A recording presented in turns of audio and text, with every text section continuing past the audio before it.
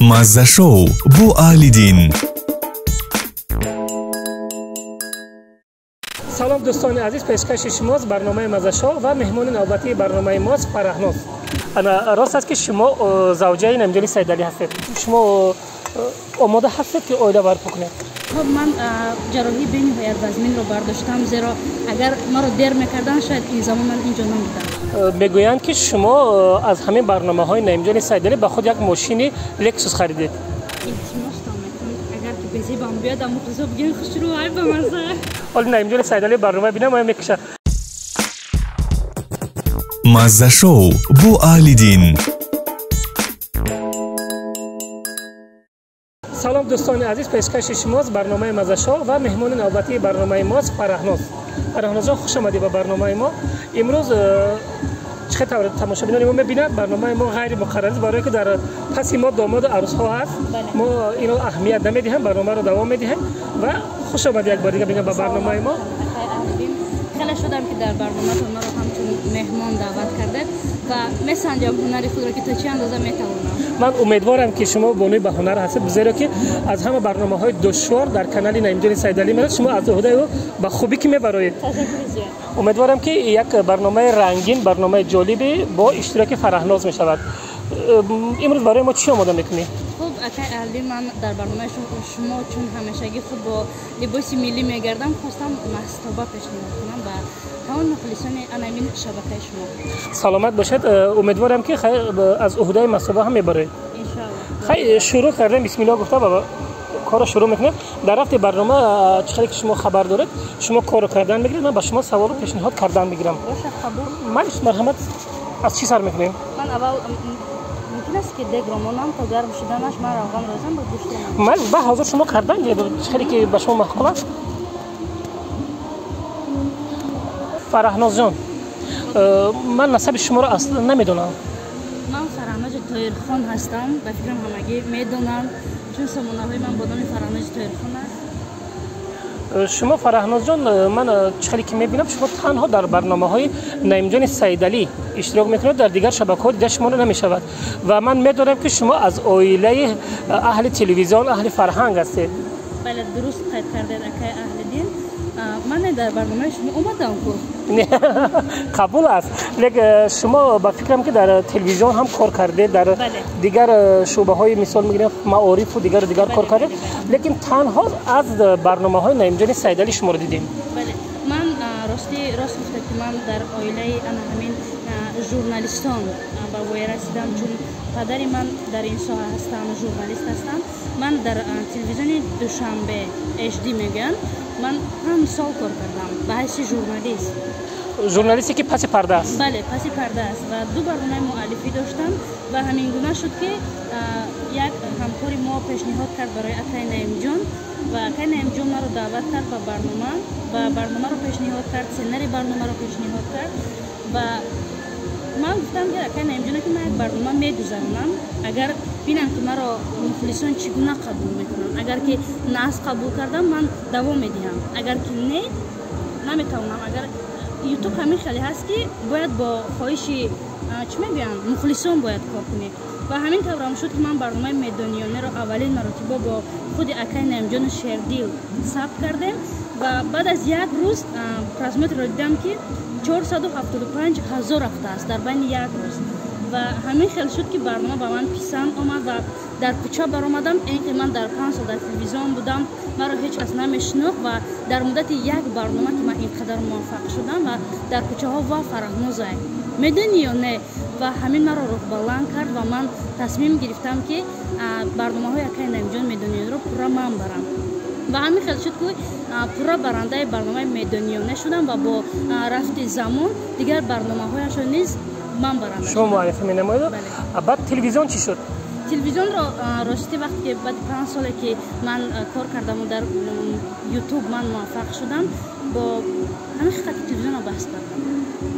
شما دیدید که برای شما شبکه اجتماعی یوتیوب خوبتر است؟ مرا بیشتر یوتیوب قبول کرد. من در یوتیوب موفق شدم. مرا مخلصان قبول کردن. من تلویزیون را خب پدر شما کیست؟ برای که با تماشابین شما فرهناز را میدوند، لیکن دختری کی هستی، کدام ژورنالیست هستی، هیچ ما نمیدونیم. من با سربلندانه نام پدرم را میگیرم، زیرا ایدئال من در زندگی، استادی من در زندگی، یک راهنمای من در زندگی طاهر اسراریان است. طاهر اسراریان پدر شماست؟ بله. سلامت باشید. از این پس ما میدونیم که طاهر اسراریان پدر فرهناز است. بله بله. فرهناز جان شما در عائله چند فرزند هستید؟ من در عائله 4 نفر هستم و 3 پسر، 1 دختر. شما از همه خردی هستید؟ نه، من دومگی هستم. برادرم هست که با عائله دار هستن، صاحب فرزند. منم و 2 دختر دیگر خردسال دارم. با راه پدر چند کسی شما رفتید؟ 1 من. تمام. از بین 3 مرد 1 دختر کسی پدر رو انتخاب کردم. پدرم اولا راضی نبودم. این رو من همه وقت میگم. من وقتی که 11 رو تمام کردم در چهاربینی مکتب و داخلی مکتب بیرون از آن فقط برنده بودم. با همین خیال شد که وقتی 11 رو تمام کردم باید اختصاص انتخاب میکردم. دادم گفت که به غرض انمی ژورنالیستیک کجایی که ما داخل میکنم، فقط ژورنالیستی نه، ما عذاب کشیدگیم تا همین راه نگی. خلاص یک جور رفتم اختصاص انتخاب کردم، نمونکی ما ژورنالیستی گیرم. خلاص من دیگر جا داخل شدم، برای پروگرامیستی داخل شدم و همین طورم شد که بعد از 2 سال تحصیلم من به تلویزیون آمدم، به کار قبول کردم. بعد از 2 ماهی که برنامه من علاقه در افیر بود، نام من در افیر بود، بعدا دایرکتور تلویزیون زنگ زد دادم که جان من در کارخانه کار کرده، سای برنامه‌اش رفته، سای گفت نفهمیدم. گفت دخترچه تلویزیون هم وانگو برنامه مؤلفی من رفت و همین خیال شد که دادم تماشا کرد و بعدم گفت بس کرد.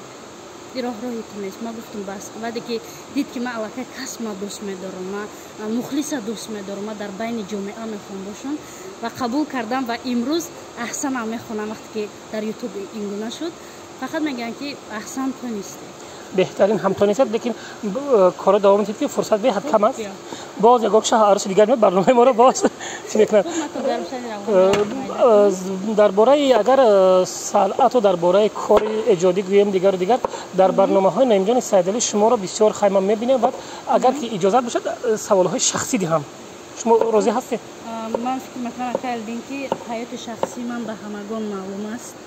خب نفرانی که فکر میکنن فکری بد و یا هر کس به فهمش خودش میفهمد البته، و من نمیخوام که میخوام بعضی آن پوشیده ماند، ولی هر آن چیزی که هست من هر آن چیزی که در شبکه‌های اجتماعی بسیار در همون حالت افسوشده نمیگن که همونها رو میدهم، میخواهم که از زبان شما فهمم که آیا راست است که حالا نعیم جان سیدعلی برنامه ببینم آیا میکشه راست است که شما زوجه نعیم جان سیدعلی هستید؟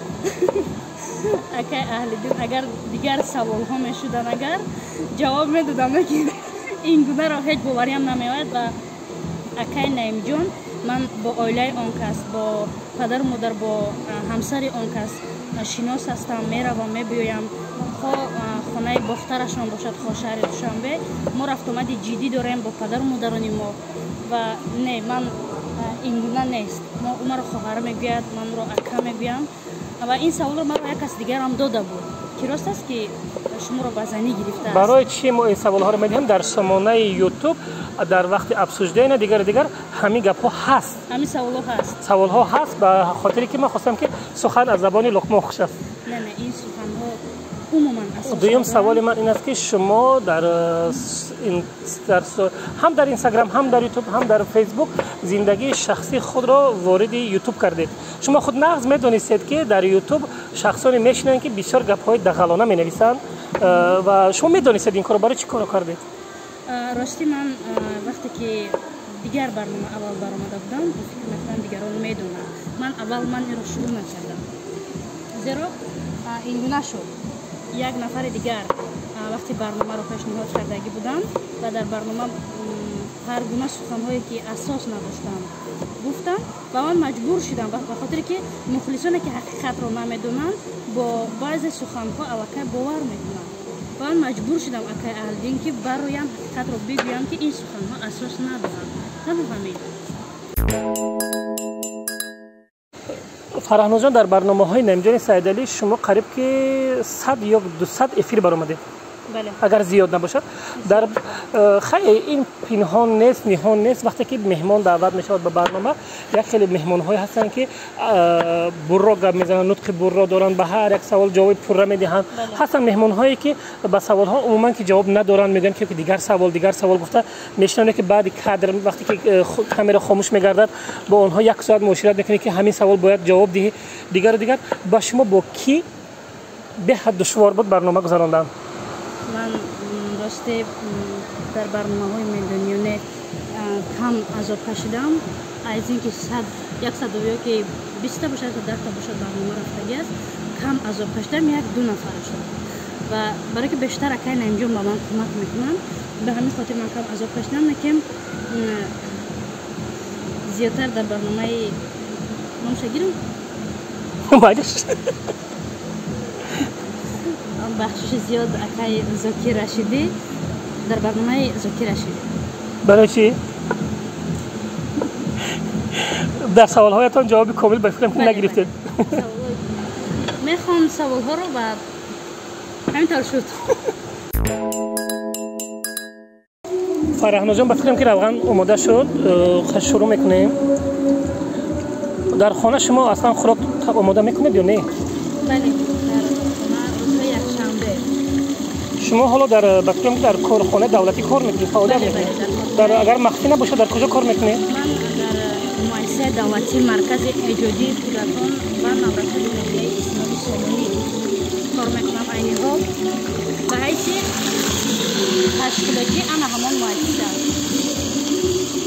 فرهناز جان خیلی به همگان معلوم است، مخفی نیست که شما در زندگیتان بسیار به این سن و سال جوانتان نگاه نکرده بسیاری مشکلی ها را پس سر کردید. ما حتی شنیدیم، حتی بسیاری ها به فقط دلیل به ما گفتن که شما در بیمارستان بودید، جراحی خوردید و به همه این دشواری ها نگاه نکرده باز به افیر برآمدید و به پیشکش تماشابین خود برآمدید. چی طور همه این دشواری ها پس سر کردید؟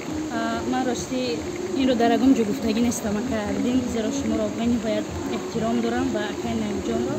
من تا در برنامه اکای نمیجان هم سخن را گفتگی نیستم و میخوایم یک چیز را قید نمایم که این همه که دوباره خیستنی من دوباره با سوی مخلصان آمدم با همه این نگاه نکرده، ما سببش پدرم است.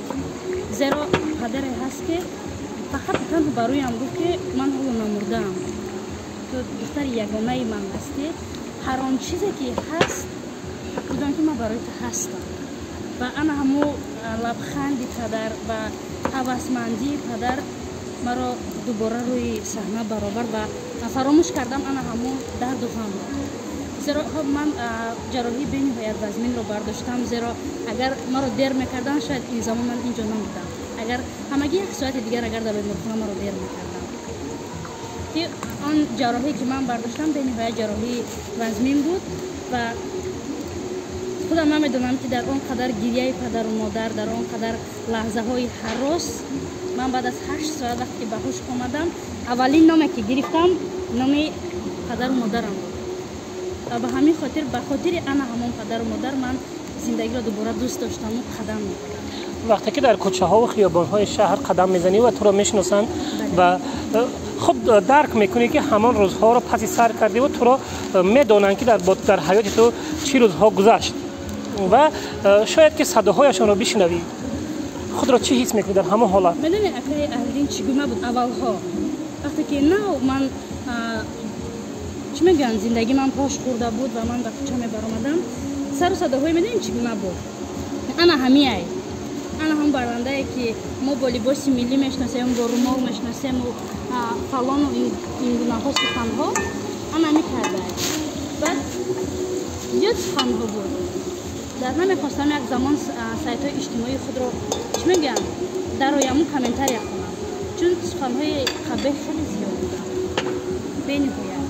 و حالا باشد در کوچه میبرم یا که در اینستاگرام اپا جون چی میکنید، چی خیلی رنگ شما وری چی شویم سنگ دیل دوباره برخیزیم. اینقدر شما شکست خوردید، ما نفهمیدیم که حیاتی که شما گذرانید چگونه است و باز برگشتن مردم به این سخن. یعنی از جا پیدا می شود که به فکر چه میگم به همه محقول شدن هم نمی شود و همه را بد دیده هم نمیشود. بله بله، من فکر میکنم که یک زمان بود همین لحظه هست. من نمیگم که شاید همگان مرا دوست می‌دارن که همگان مرا بد می‌بینن. در بینشون هست که ستوره موافق نیستند و یا که هست نفرانی که گپ‌زنیم رو دوست می‌دارن و یا که خودم رو احترام می‌کنن. هست این گونه حالات. فرهناز بار شده است که در دلت خیلی میشود در زندگی هر کار شدنش ممکن است و در خیلی انسانیت است. میشده است که تلفن را برداری و با کین اینجا گویی که اکا جان بس است من دیگر همین کار را نمیکنم، در دلم زد. نه این حالت نبود، فقط یک حالت بود که اکا نمیجون را خوب میدونم. یک زمان همین گونه شده بود که سرم به نهایت درد میکرد، به نهایت، و از درد سر چشمانم به ایست آب میرفت و هیچ چیز دیگر نمیخواستم و برنامه میدونی را باید با میجگانه ثبت میکردم و آمدم دیر کردم. یک ساعت بود یا یک ساعت و چند دقیقه من دیر کردم و همین گونه شد که آمدم و مهمون به نهایت من رو انتظار شد و کین جان گفت که مهمون از حد زیاد منتظر شد. من گشتم گفتم که من نمیتونم دیگه، سر من درد کرده، من سلامتی من بهتره. همین گونه شد و میدونید که کین جان هیچ چیز نگفت و بعد برنامه رو ثبت کردیم. بعد آمده گفت که خواهر اکاش گفت من میفهمم، همش نشه گفت. بعد با پولی چی میگم گفت که نه پول رو گیره از پای سلامتیت شد. چند وقته که میگویی وقت بعد که خوبتر شدی و خودت گفتی که اکا برنامه را ثبت میکنیم، بعد هم وقت برنامه را ثبت میکنیم. همین گونه حالت بود. یک بار در حالت احساساتی، در حالت درد. بله در حالت درد. حالا یک سوالی از همه چی بیرون از بغرض گوشت و پیاز در مصابه شما دیگر باز چی میرود؟ برای که این هم بدیم سرخ شده ما باز نوبت چی؟ برگرجه میدازیم.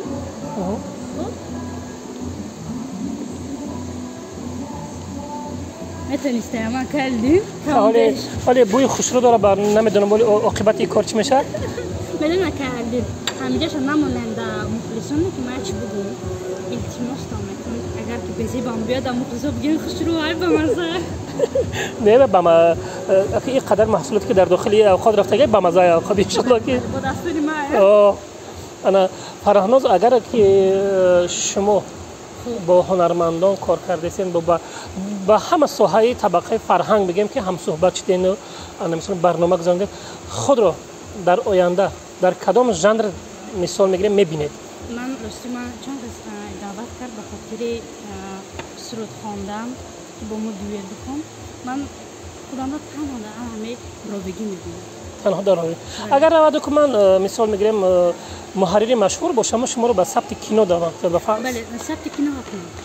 به نهایت کینو رو دوست میدارم. حتی یک زمانی بود که خواستم انا همون چی میگن لحظه هایی که خود گذراندم و در بیمارخانه بود، همون لحظه هایی در بین 6 ماه که به نهایت برایم حساس بود و فکر میکردم که هیچ از همین تاریکی که هستم نمیبرایم همین رو سناریو کنم و خود نقش نآفرم و دیگر کس نقش آفرم و بعدم فکر کردم که سناریو تیار کنم خودم نقش آفرم.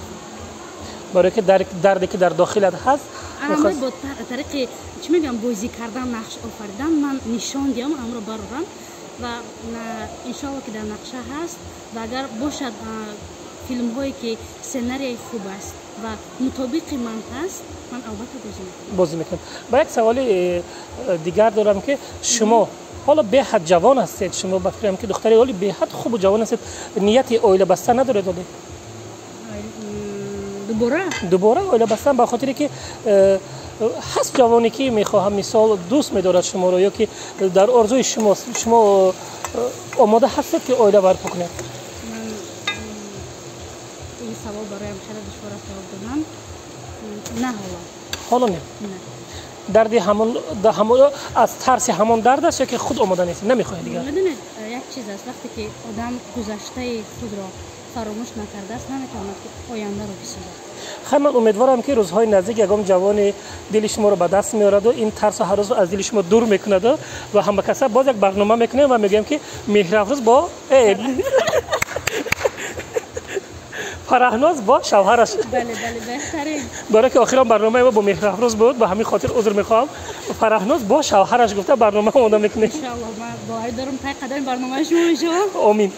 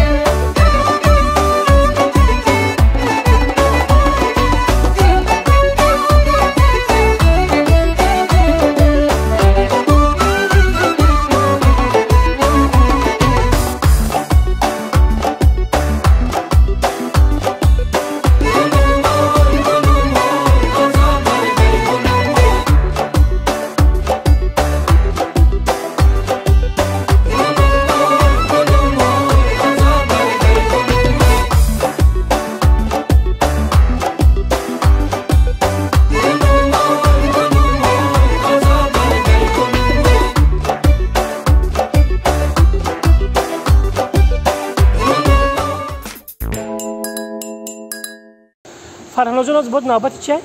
ما برنج میاندازیم. مالش مرحمت کنین. ببین ای طرف بذارم من درست. مالش چه خیلی که دشمن معقوله خوبتر میشه با. ای رفتی بوی خوراکتون که خودتون بهت به مزه نمیدونم چی میشه با. انا خودی نوبت برنج. بله من برنج. مستواد اول او نمیدونم. ما راستی گپ اکای اهل دین مستوای فرهناز میگیره. هر کس با طبیعت خودش خراب میکنه. من خاص؟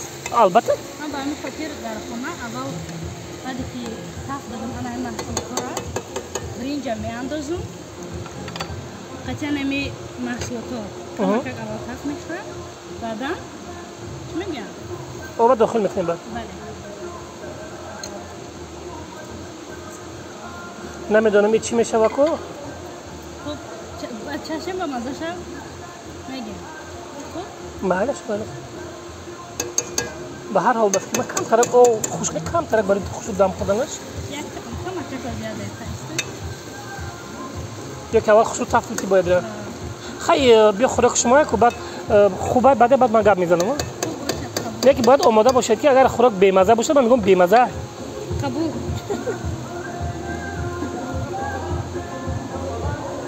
بگوش.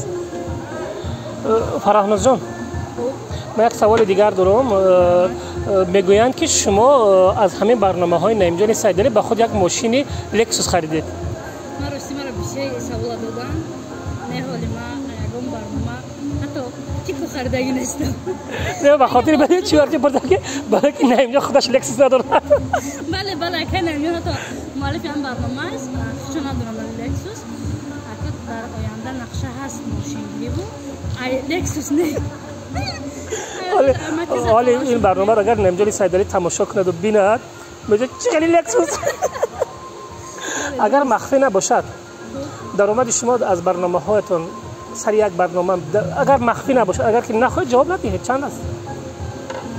واقعا نعیم جان عموما من واقعا نعیم جانم در برنامه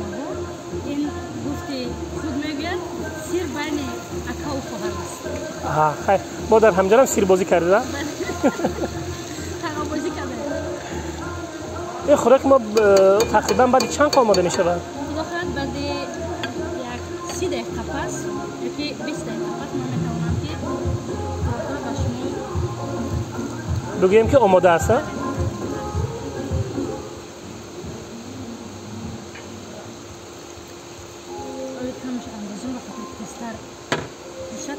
معلش قبول است؟ بله خیلی هرچی که امروز میشود خدای اکنون با چیم شما مهمان هستید سخن مهمان رو ما رد نمیکنیم اگر میجوشد بعدا من اینها رو میاندازم معلش که بودی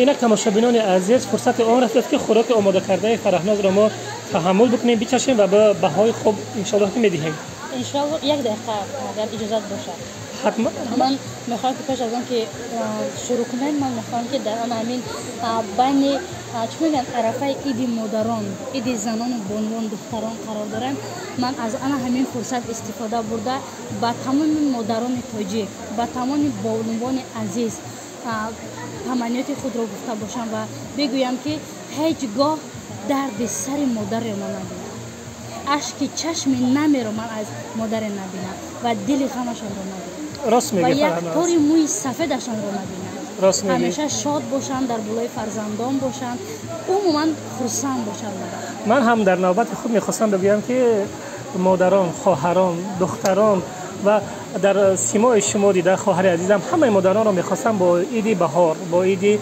مادران تبریک و تهنیت گفته برایشان فقط تنها خرسندی خنده و خانه آباد داشته باشند عیدهای بهاری مبارک باشد ما که قرار داریم در بین عید مردان و عید زنان مردهای جسور وطن آنهایی که وطن ما رو حفظ میکنن خواب ما رو حفظ میکنن با آنها هم عیدشان مبارک باشد به همه عمر دراز خواهانیم تشکر زیاد لحظه خیلی هم دشوار است من میچشم لیکن من تنها راستش رو میگم فرهناز خوراک نمودی به نهایت خوب دارد بوی طعمی خوب دارد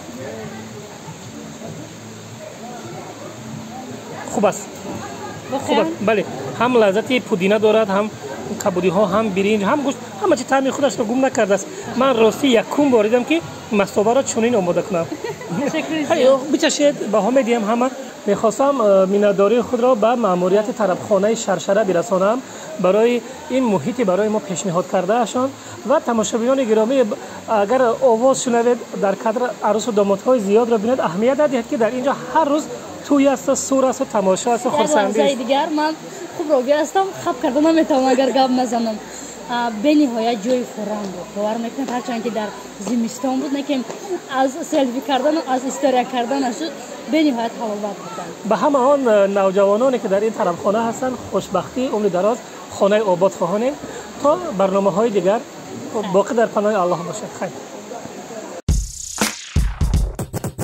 مزه شو بو آلیدین